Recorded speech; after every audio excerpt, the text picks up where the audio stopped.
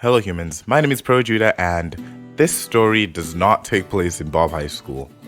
Don't leave, I'm sorry, but this took place recently in a summer camp where I caused this situation. Kill them! Break their legs! For context, I was invited to be part of a band to play at a summer camp here in Ontario, Canada. So the team leader, let's call him PJ, put a team together and practiced the song list as expected. I didn't know how it would go, but I sure was excited. So we get there and honestly, it was fun. It was fun. So we had some free time on the schedule every day, and I really can't remember how the schedule went, but some of those times I tried to play some basketball, work on my shots, but every time we and the kids would play sports outside, often football or soccer. And I was so sore by the end of the camp. Now, some parents stayed on the campground in little campers, I don't know what they're called. And there was this kid that wasn't part of the camp itself, but was the little brother from some family that stayed on the grounds. And this kid just droned around every free time and played sports with the rest of us. He was like 4 or 5 or 6. And for some reason, he followed me around like a little magnet. So I had to play with him every time, every so often. I mean, it was fun. There's this scene in Rick and Morty. That was so funny. Thank you. You're welcome. Hey, security guards, take him out. Get him out of here. What? Get the orthodontist out of here. No, why? Take him out of this audience. Kill him. Sick him. Demons, suck his life out. I don't give a shit. Smith, I quote all the time. So during a football game, whenever the other team has the ball, I'd yell, Stick them! Kill them!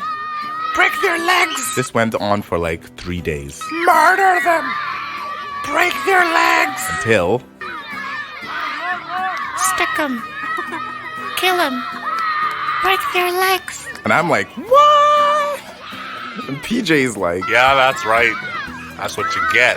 I'm straight up in shock. Like, this child is going to go home and show his parents what this bloke from the band taught him on the field.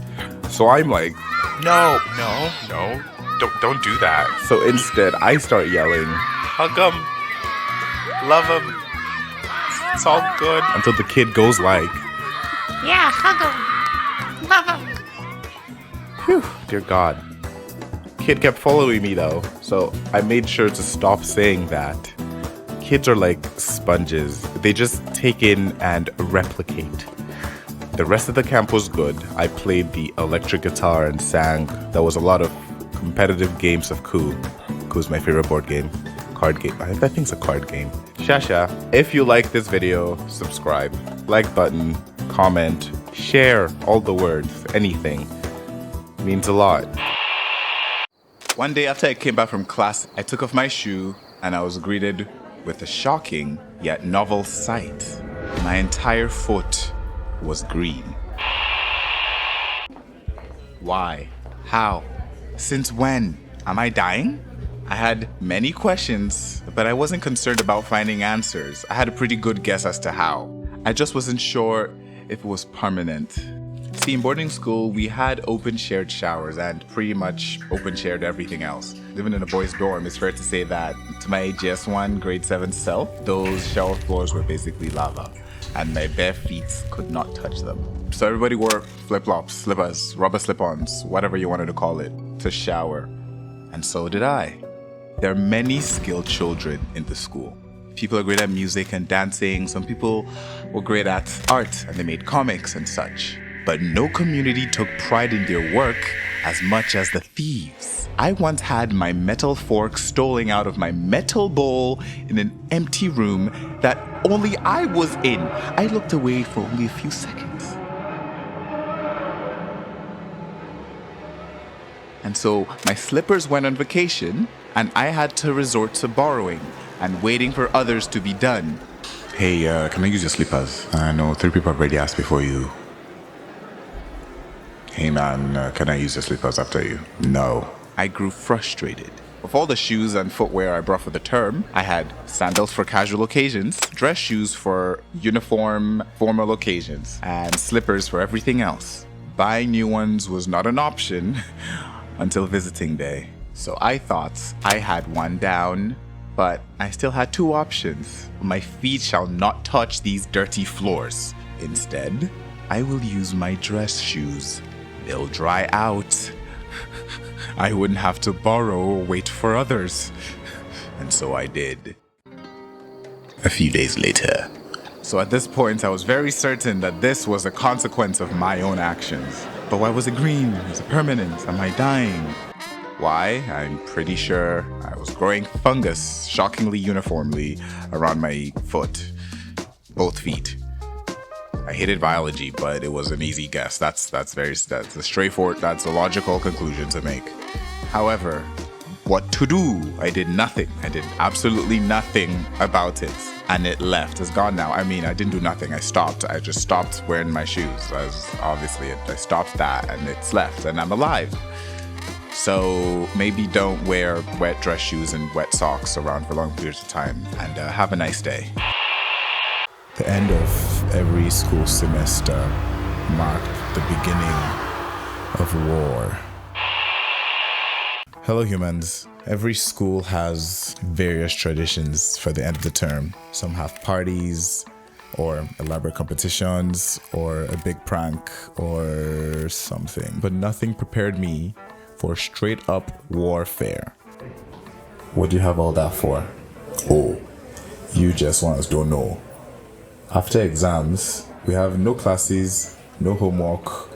So of course we compete in a game. Our school had 4 houses, blue, red, yellow, green. Every student was sorted into one of these houses and you're stuck with that until you graduate-ish. I was in blue house and we really hate losing at anything. Red House destroyed us last year, so this year I'm building a double barrel building. To play in the war, game, you need to build your own weapon. Our Omo was nails, and to shoot them you have a few choices. The basic pistol, 1 shot, 1 reload. Minimal materials, easy to build. The sniper, a longer nose, more materials required, faster shot, and maybe more accuracy, but it just looked cool. The double barrel, or more, however insane you want to get it, but the multi-shot. Multiple rubbers, skip the reload. You can fire as much as you build. If you want to play in the game, you need a weapon, and to get a weapon, you must build one. How do I build one? This looks... Welcome to the pit. Every term, the school throws out bed bunks that are broken and can't be used anymore. We put them all in this big pit at the back corner of the school. And that is where we find the base of our firearms. The corners of the beds, perfectly bent pieces of metal that look just like a gun. And with that, some rubber band, tape, and usually wood as a trigger and a grip, and a couple of nails. Yeah, nails. No, the school did not in fact like this, and it was against the rules to even be doing this in the first place, but add that to every other rule that we are breaking. So naturally, I make myself a gun. Since it's the first time, I choose the basic pistol, and honestly, once it was complete, I understood 2 things. Why we do this every semester, and why it's definitely against the rules. The nail comes out so fast and so far. It's a miracle that more people don't get badly injured. But there were injuries nonetheless. It became kind of a badge of honor. See this? This was from last year when I got shot hiding inside SS3A upstairs. With that, I was ready to play. So, what are the rules? What rules? This is where I should explain the rules of the game, and how the winner is determined. But I don't know or remember if we had any. And I feel like it's all just worked off some honor system where if you get shot, you're down till the next battle. Be thankful you're not injured. You can try again next time. Somehow, though, there's a general sense of what side is winning and what side has many losses. And for the winner, you get bragging rights. I don't know what to tell you. It was all collectively organized, but plainly had no organization whatsoever. But it did not matter because we're having fun. So we don't need rules.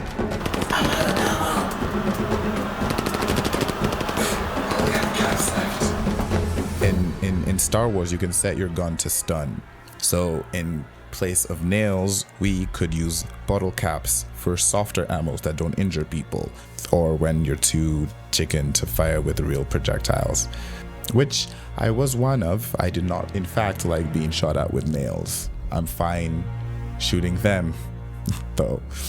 But I guess too many students ended up in the clinic because after my first year, the school really put their foot down on the whole war games thing. They couldn't catch us or stop us or punish us more than they already have or are doing. They could try taking away our vital resource for making weapons, our metal bunk beds. And they did, so they started replacing all the metal bunk beds with wooden ones that were new and nicer looking. So our endless supply suddenly became dwindling resource, a scarce commodity. It was shrinking, but it wasn't yet all gone. So we wouldn't be silenced easily.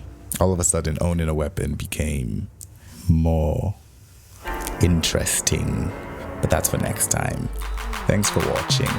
If you like this video, subscribe. Let's get to 1,000 or something. And have a nice day.